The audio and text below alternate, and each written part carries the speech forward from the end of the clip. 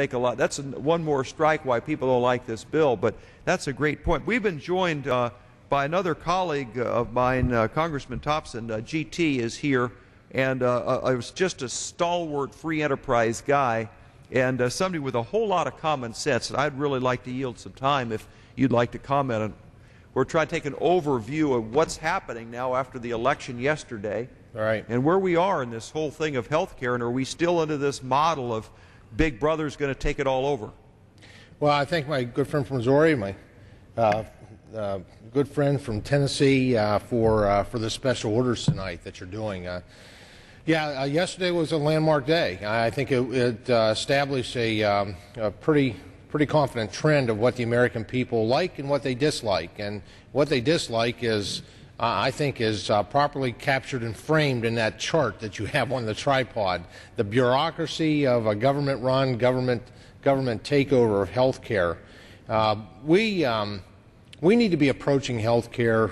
We need to be approaching everything we do in this chamber, I believe, from a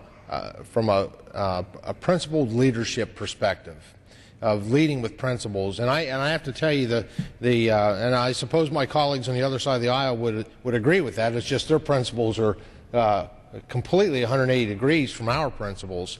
I mean, I have to imagine what are the principles behind that healthcare nightmare that's outlined there. And it's really, I liken it to a train going down a mountain with no brakes.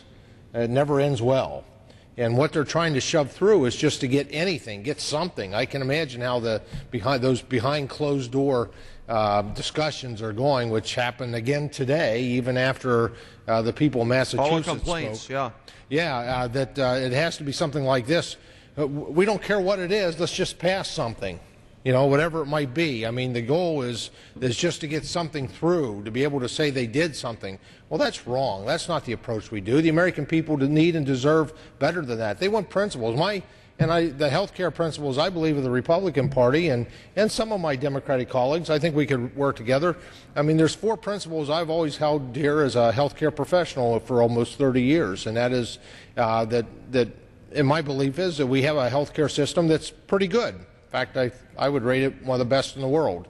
Not that it couldn't be improved upon, and the principles that we dedicate ourselves to are decreasing costs, increasing access, improving quality, and preserving that relationship that Dr. Rowe talked about, that decision-making relationship between the physician and the patient, not allowing a bureaucrat to insert themselves into that relationship. And this certainly, I think, is regressive. Regressive in terms of all 4 of those principles. You know, we've talked, my colleague from Tennessee talked about the impact on the relationship of decision-making between the patient and the physician, where the bureaucracy, a bureaucrat, is inserted between that relationship. But when you look at all of it, you look at cost, the cost of the Senate bill, which I believe, I don't know, that's what will be shoved at the American people and will be shoved at this chamber to work on. You know, the Congressional Budget Office showed those costs going up significantly. I believe the individual costs were at least on the average $300 per year, $2,100 per family. I thought the idea behind that is to lower costs for everyone. And yet we know what's out there.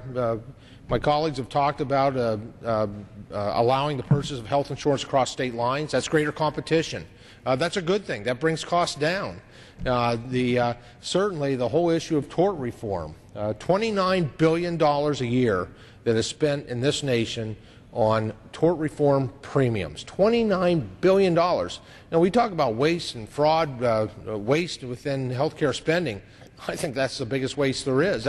Those are resources, those dollars could be going into directly caring for patients. You add on top of that the cost of the practice of defensive medicine, and I understand why that occurs. You know, a physician comes out of law or medical school with $250,000 of loans. If they're a specialist, maybe $500,000 in loans, and at the risk of even a frivolous lawsuit, can lose their practice, lose their family's home. They order extra tests that may not be necessary to treat the illness at hand, but does substantiate they followed a standard of practice, standard of care. The gentleman yield. I sure will. Let me just mention a couple of things that my good friend from Pennsylvania is talking about. In 1975, all the